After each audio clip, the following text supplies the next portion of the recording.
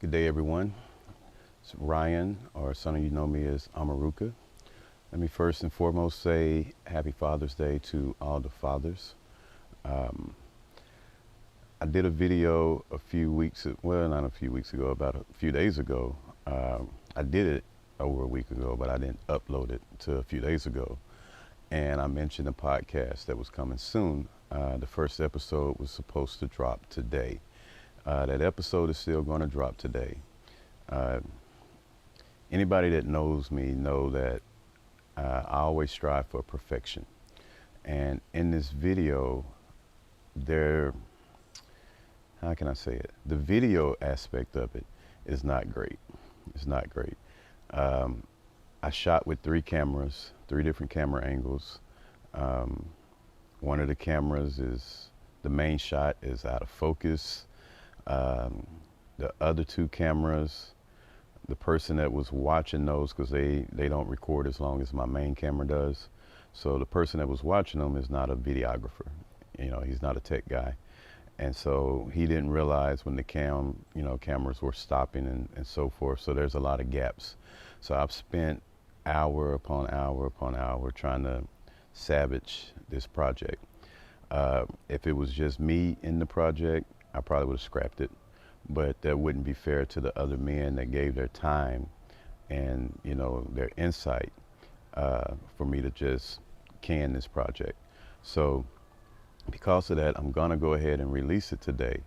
It just won't be any video. So I think the audio is good. So I'm gonna go ahead and put that out because there's a lot of great things in there that these men shared.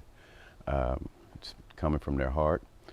And I think it's important that we start to have this type of discussion and dialogue. I was fortunate enough to have um, three of my four great grandfathers in my upbringing. I had both of my grandfathers around. I had two fathers. I had uncles. So I had an abundance of masculine energy around me as I was coming up. And even though I didn't realize it at the time, I just enjoyed being around them. So by doing that, I picked up a lot of valuable skills. I don't need a mechanic to fix my car. Carpentry work, most of it I can do myself. Plumbing, I can most of the time do it myself. Spend a lot of time hunting and a lot of time fishing. All of these different things that I did growing up, that now I look on it and I see how valuable and important those skills are. When I know men my age, and especially men younger than me, that have no clue when it comes to these things, you know. So, right now the country is talking about a possible food shortage. Well, I mean, I live literally walking distance to the river right here. Um, I hunt, I cook. So I have no problem feeding myself. I have no problem feeding my family, my children. So, those things are important, especially if the grocery store is closed. What are you going to do? But men today don't have those skill sets. They spend all their time living vicariously through, other men they see on TV that they perceive as men doing manly things. So it's time that we, as men, get off the couch and start being men again, doing those masculine things. I think now more than ever, that's important. But I just wanted to explain the video, the absence of that video, and hopefully you guys will listen to the audio that's there, and going forward, it can only get better. So peace and love, and we'll see you next Sunday. Peace.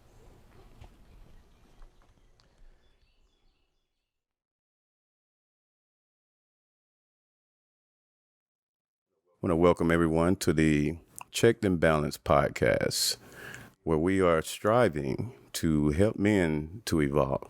Today is our first episode. This has been a long time in the making, probably about a year to be exact. As this time last year, I wanted to get this out right around Father's Day, but it didn't happen. Nevertheless, though, we're here. And let me say that to the women, we hear you. I hear you. We know y'all have been complaining for quite some time about the state of black men, feeling like we dropped the ball and so forth. So we're here now. I have a tremendous crew with me. Allow me to introduce them. I got Prophet Pharoah Barnes here with us this evening, who is my father for this Father's Day. We have my CMO. CMO, I say, excuse me, no my worries. brother, Mr. Y. Darius, another proud father. And we also have Mr. Kenneth Womack, creator of the Father Proud Black Father Proud organization. Black Father There we go. organization on Facebook. Excuse me for butchering that. My brothers, welcome to the show. So we're gonna kick it off. We're just gonna have some general conversation here. So my question to you guys here, being a black father, the impact when you hear a lot of people dragging black men for being absentee or deadbeat, or even, here's Father's Day, you'll see a lot of people posting, a lot of women posting they're a father also. I don't see a lot of that on Mother's Day with men saying, I'm a dad, So how does that make you feel, Darius? Well, how does it? It doesn't make me feel a certain particular way because I kind of overstand why it's that way. But I mean, you have multiple reasons to why, because a lot of us grew up without fathers, even myself, including me, and a lot of our brothers and individuals that we had to look up to got incarcerated back when, the whole J. Edgar Hoover and the war on drugs. So I didn't have a father figure to look up to or any male role models to really look up to. So that happened, but it doesn't make me feel any particular way. I do understand like the government, or I will say the powers that be, someone is trying to keep our ethnicities and our families divided, and they know if the black man is not in the house, then it's pretty much it's a divide and conquer type deal. And it's really messed up too, especially how they do with these. And I'm not trying to go on a rumble or whatever, but it's messed up how they like for government assistance, like which I don't think any of us should have to depend on that. But for women that do, they're like, oh, now the government has made it to where they're like, you have to put the father of your child on child support if you still want to receive government assistance. And it's just, man, it's chess, not checkers. Exactly. So your stance is it don't offend you. In other words, when you see it, you basically understand, why they're doing what they're doing. Precisely. Yup. And that is I mean, I don't know, you kind of grow numb to it after so long. And then with me being an entrepreneur, it's like I just focalize on what is the solution and what can I do today to prevent that from happening in my lineage and with my children.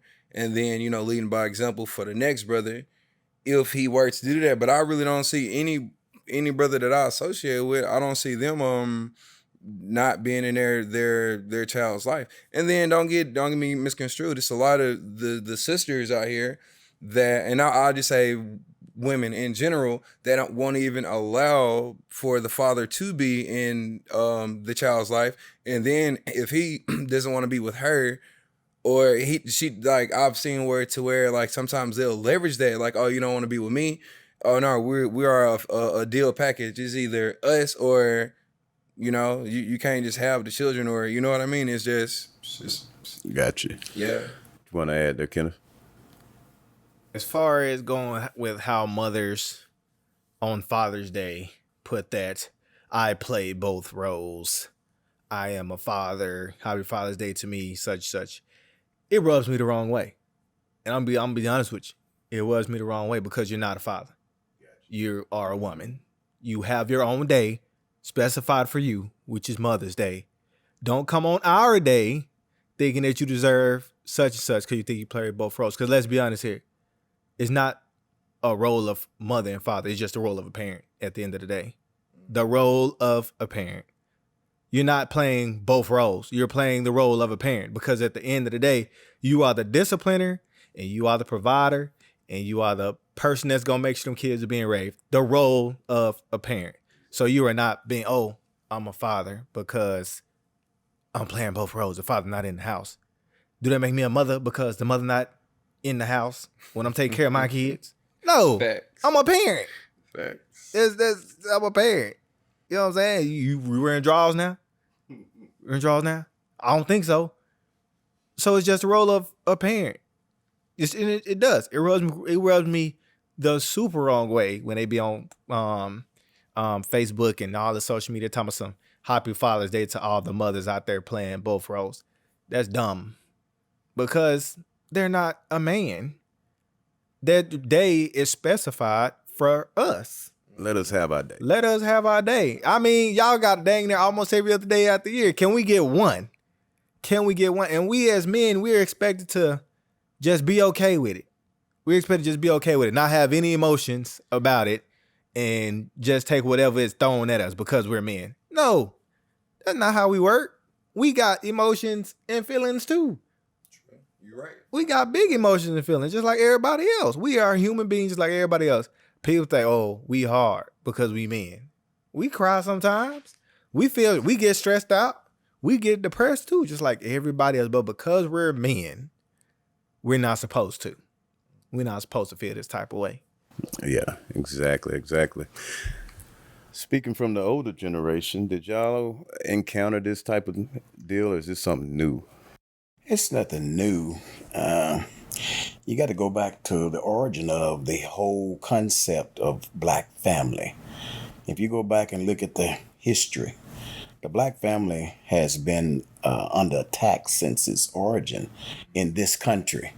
Dealing with slavery, that whole dynamic is what has set the trend for what we're dealing with now, because they would literally take and separate the father from the children and sell him off and then use him to breed to create more stock to sell.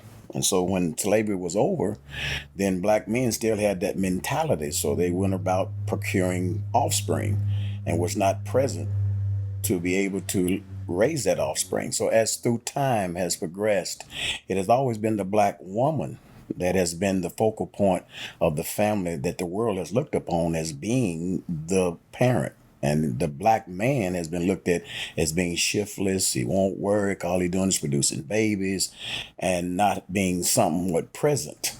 And so, even dealing with, it's a lot of cause, but the effect is what's happening from it. And the effect is that you got a generation of black females that have had to step in and be both father and mother. And so they feel like, hey, I'm having to father this child and be a mother to it. But in actuality, it's like I say, it's far reaching, the problem. But now what we have to do is to reverse it, to be present. As a father, I watched my father and my father's father. He was all about his children.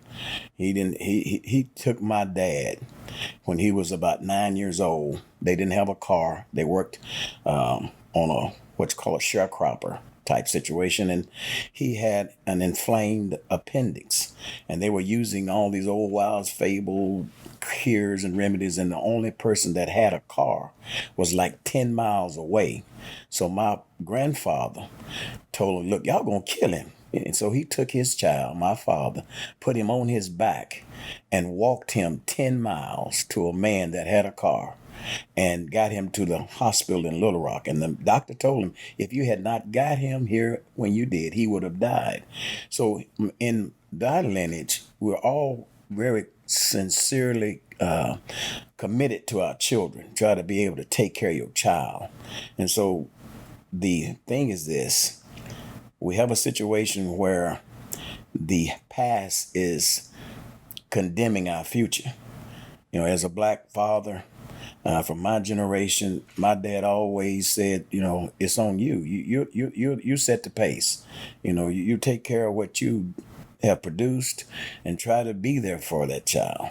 And so now when black women say that the father is not present, like I say, it's a lot of they themselves have pushed them away. Don't really want to come under the dynamic of mother subject to a father. So in actuality, the culture as a whole is skewed and it's been damaged. And so we had to create a new day for black fathers to be present, to stand firm. But at the question you asked me, from where I was raised and watched around me, I saw fathers that worked hard, provided, did everything they could for the children. And in essence, even though they were not in the home with the child. So I think at this point, it goes back to the roots of slavery that has been passed on as a mentality, and this caused many young men to reproduce it. That's an excellent point. And one of the things I wanted to touch on as well is, of course, you're my father. Yes. So I always want to look at how, from generation to generation, I find myself, and a lot of people will just remind me, I act like you. You should. That lets you know you mine. Yeah. No DNA test needed. No. True that. But for you brothers, thinking of your fathers, I know, Darius, you said yours was absent a lot, but can you see in your parenting style a lot of your father's ways, or even your grandfather's? My dad, no, because I don't know him. My mom, I think I got my creative side, but I was raised by my grandpa and my granny, and 100%, I can see both of them in me, and it's like I can even almost start seeing them in my children because of the habits that they installed and they raised me with, and now me in return raising Nayla and Elias with those same habits. So yes, because we all at the end of the day is a product of our environment. So by default, it don't matter who was raised by you. If you stay with that individual for long enough, they will rub off on you just by the law of association. You will naturally pick it up. Yeah. What about you, bro? Say me as a parent, and I have took my parenting style completely from my dad. From the jump. Me and my dad could be in the same room and people would say, man, y'all sound just alike. I thought that was your dad saying that because y'all sound just alike. My dad is stricter on the boys than he is with the girls. Mm-hmm. I'm the same way. I'm stricter with my son than I am with my daughters. My mom, her parenting style was a little bit off coming up. And I was mainly in her household coming up. I love my mom. I love her to death.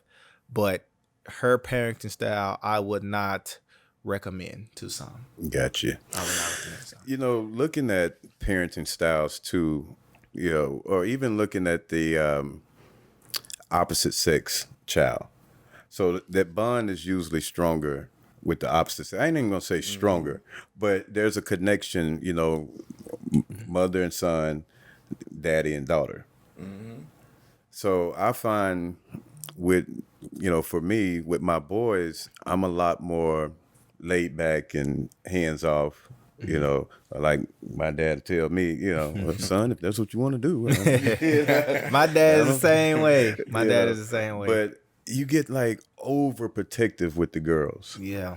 Really protective. Like my son, I tell him, just don't have no man, don't have no daddy shooting at you out here. You know what I'm saying? Yeah. Go do what you do, but don't piss off nobody daddy. I think it kind of come from, we know how men is out here. So it's like, I don't want that going on with my daughter.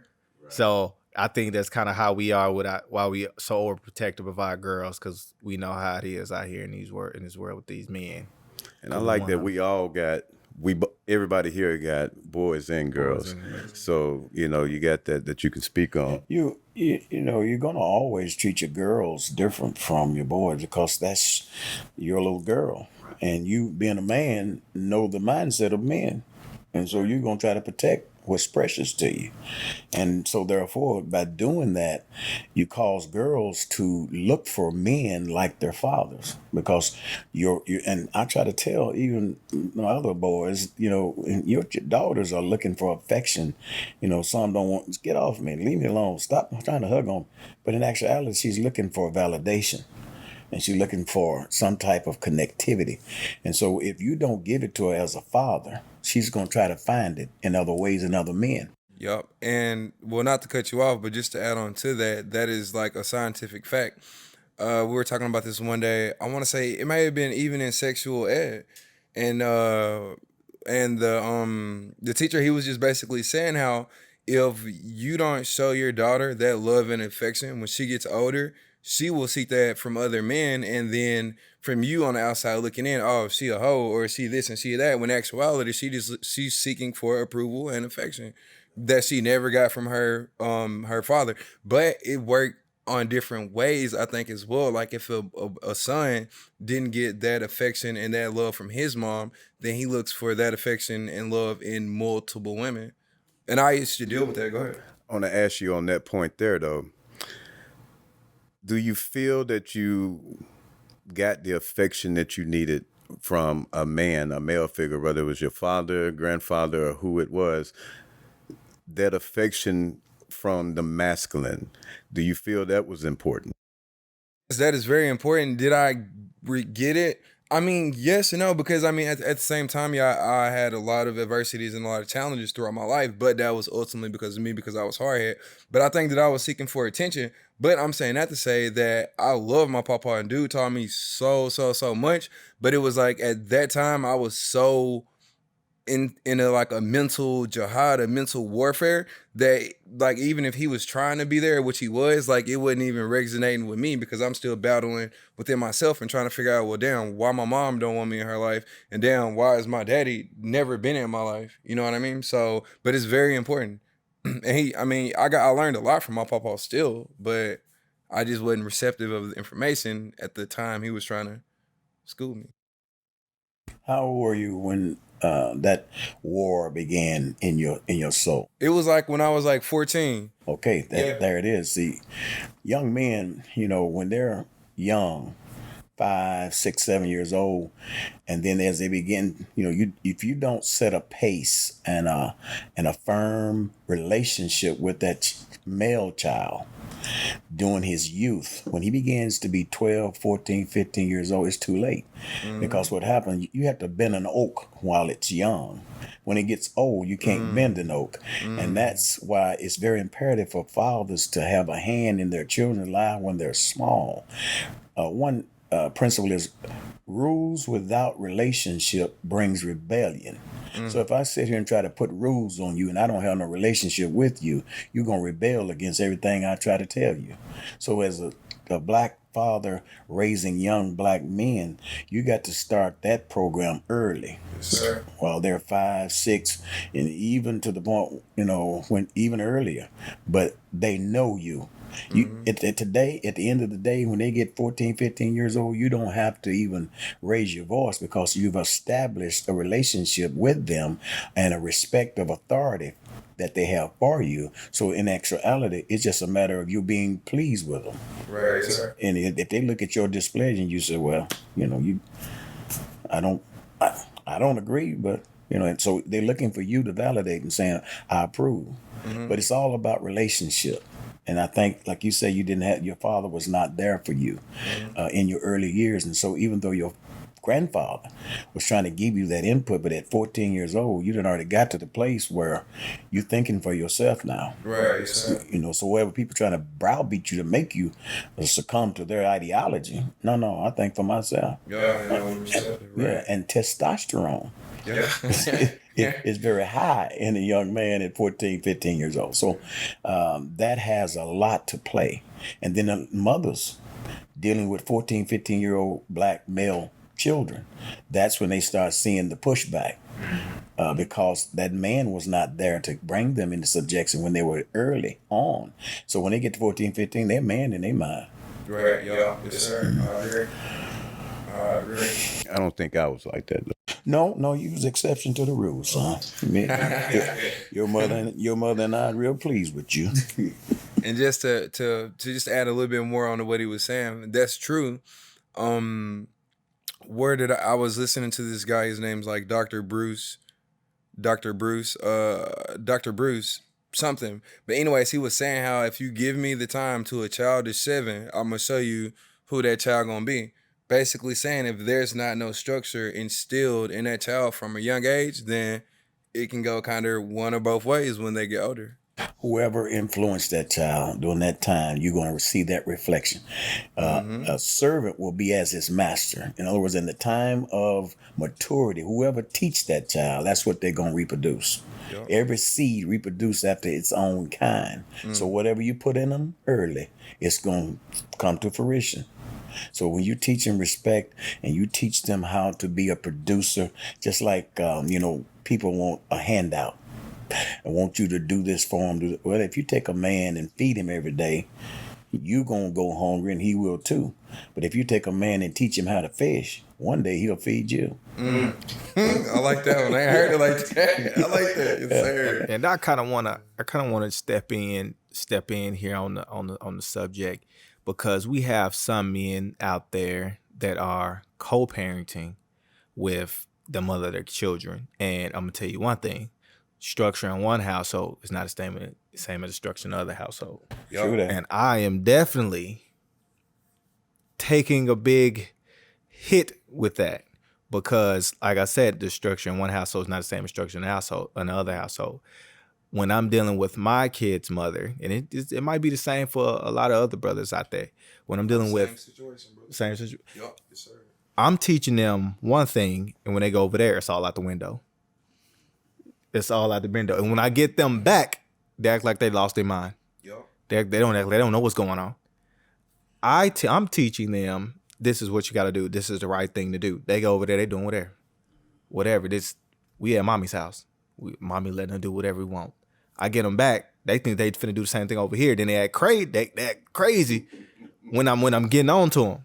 They act lost, confused. Like, why am I get to do this at mommy's house when I'm over here? Well, son, daughter, Not your mom. I'm not your mama. This is daddy's house. You're not going to do what you do over there, over here. We got some structure. Yep. We got some structure. I agree. We don't do this over here. And so I just want for the brothers out there that are going through that situation, be strong. And we gotta, I would recommend trying to sit down with the mother of the child. And if some of the mothers are kind of like mine, who get defensive real easy when you try to bring something like that to them, just try your best to have a sit down with them and try to get on the same page. Because my son is 8 and my daughter is 4 and my youngest is 2.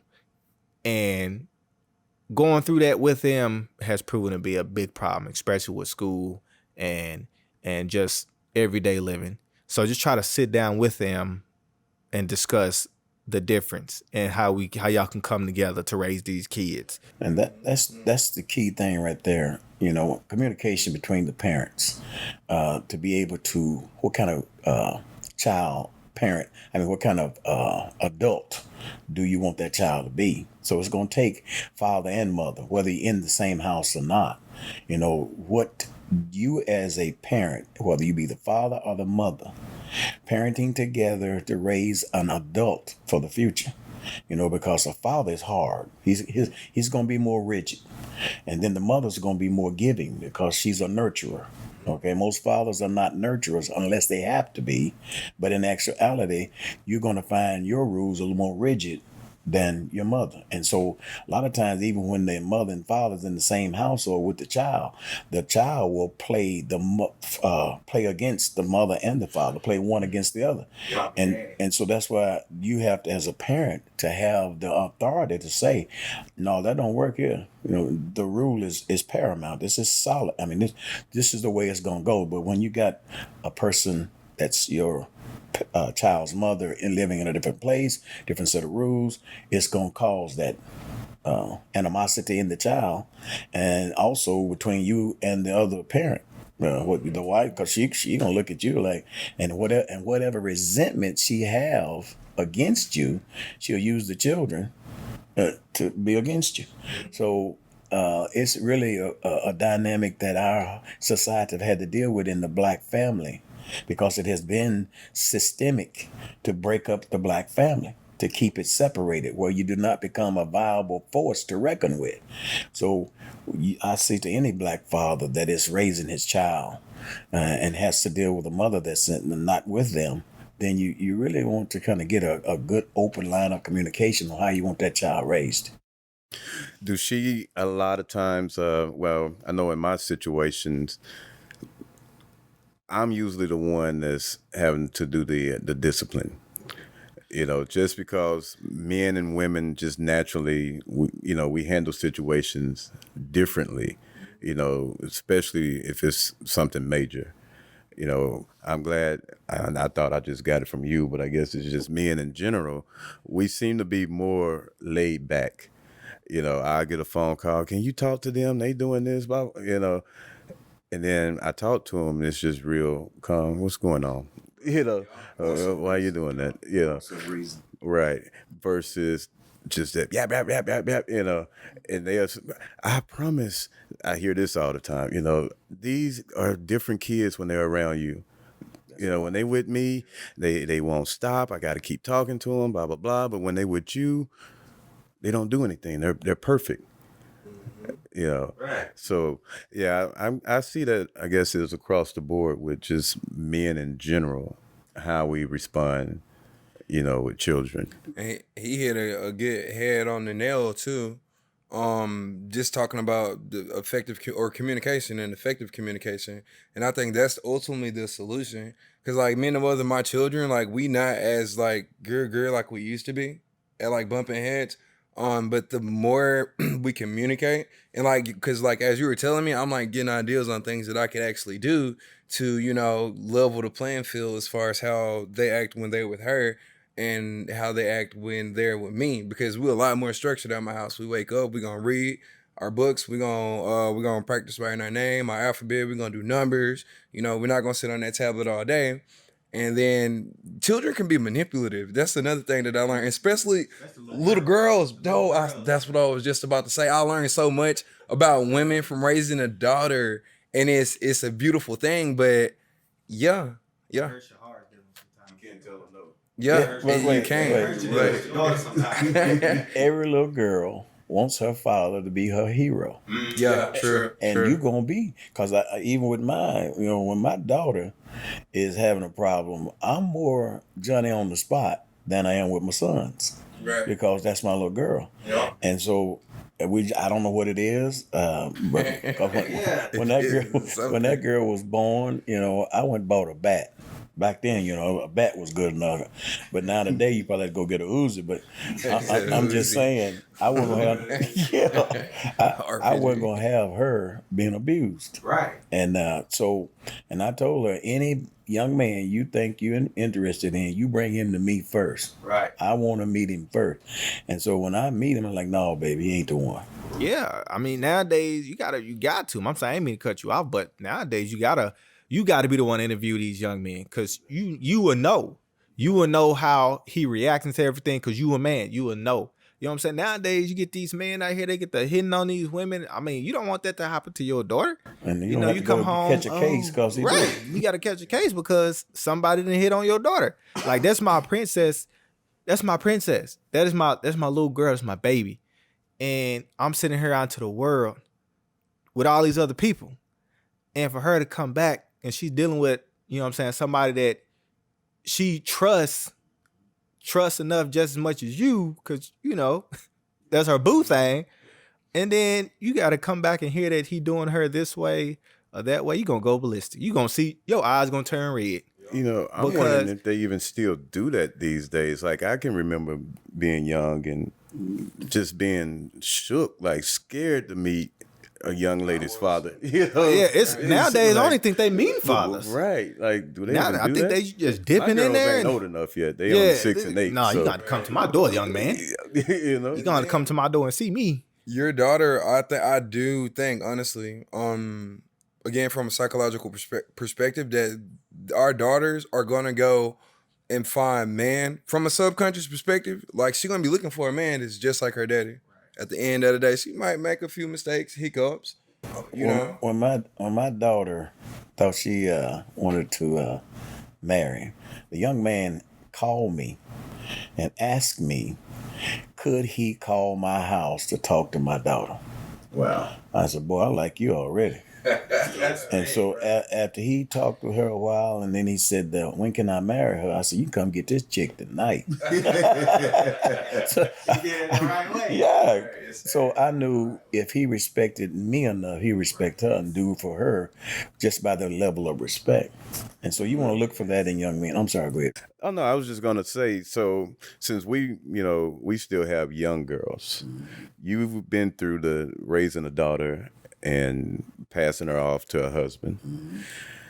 I don't know. When I look at, like I said, with the boys, do what you do. Right. I mean, he's down there now with a young lady. So you do what you do. If it was my daughter, I'm like, do you ever get in? Do you make the mental switch to say at some point she's gonna grow up, and I'm gonna have to allow her to see, a little boy. I take Zaylee. She's 6. She got extremely upset with me because they called me and she said, I got a boyfriend. I said, no, baby, I'm your only boyfriend. You ain't got no boyfriend. You got a friend that's a boy. Right, And, the mama, yeah, she didn't see nothing wrong. They thought it was all cute. And I'm just sitting there like, ready to go to the school. Like, who is this little boy? You know what I'm saying? Like, this ain't going.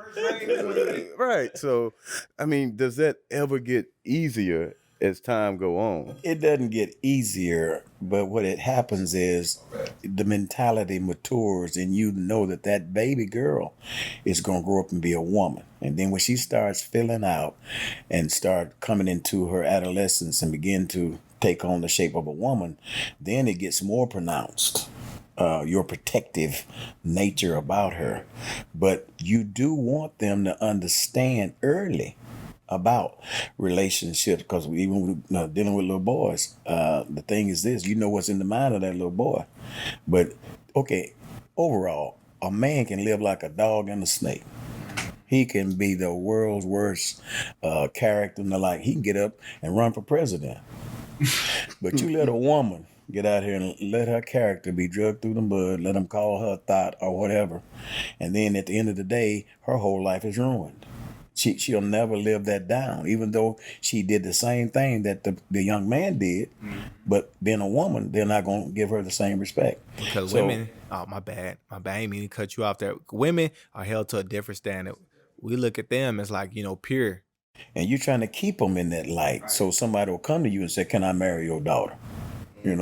That's the thing. You're offering the best you got, and you're trying to keep her in a place where her virtue is protected. Now, and then where as fathers, I'm saying this to you. You said, does it get better? It's a ongoing process of maturity, because at the end of the day, you want your daughters to have the best life. But while you are trying to keep her and protect her from the evil, she'll begin to resent you. I did not have any problem with my boys. Only with my daughter did I have to go to the mat with. I mean, I even got to the point one day and told her, you make me wish I never had you. Now that was speaking from my heart, because of all the trauma she was putting me through, me trying to protect you, and you kicking against me, telling folk you hate me, and I'm the one trying to help you. And so you, as a father, you have to look at that and look past it. Stay the course. Keep the path straight for her to have an outcome that's going to be a respectful outcome. Now, she did come back to me later in life and thank me for the things I did, but it was a very continuous growth process. So as a father with your children, your daughter, your girl child, stay the course, even though they get mad with you, but build a relationship. A relationship, rules without relationship brings rebellion. And whether you like it or not, them little girls gonna grow up to be women, and them women gonna be pursued by them men. Amen today. Oh, we gotta get the armory ready. Right. Because look, I ain't even got there with my little sister, and she like 20 now, and I'm still overprotective over her, so I can only imagine. I got 8 sisters, and I love them all. And they done all came to me with their problems about men and doing this and what not to do. And he done did this to me. And I'm got to be that big brother. And I'm just like, oh my gosh, here we go again. And I think it's preparing me to deal with my daughter Did when you they say get older. 8 sisters? I got 8 sisters. Wow. Man, we gotta give him a hug or something before he leaves. 8 sisters, But man. I definitely want to ask you something on that, and I know we got a time here, but so I didn't grow up in the house with my father. I grew up with my mother and my stepfather. So I grew up with 2 other brothers. So my mother was the only woman, that was the only feminine energy in the house. And now, as a man, someone said to me one time, they asked me, it was like, you didn't have any sisters in the house growing up, did you? I'm like, no, why? And it's like, that's why you have a hard time relating to women. Because I look at problems that a woman is going through and be like, oh, that don't make no damn sense. Just like figure it out. What's wrong? Yeah, But I yeah. never had, my sister wasn't there at the house where I was at. So my mother, she was gone. She worked, she did what she did. So, it was just us boys all the time. So having a sister in the house or 8 sisters in the house, how did, do you think that made it easier for you relating to women? Well, we weren't all in the house at the same time. Some of us were in the house at the same time, but not all of us, But I could say growing up with them, it did kind of give me a little bit more insight on how the women, how women think and how they feel, especially when it came to men sometimes. Because like you said, sometimes you look at them like, dang, why you this way? Why you letting that happen? And the thing I came to the conclusion is they heart a lot of times. They have these big hearts and they feel these ways and they get stuck in feeling those ways and it'd be hard for them to come out. So when we're looking at them like, dang, why you letting him treat you like that? It's because they truly love that man. To add to what you're saying, just the makeup of a female and a male. A female is a receptor. A male is a depositor. So if there's an intimate action going between male and female, that's a deposit into her from that male. And so therefore you can't understand why she keep putting up with it.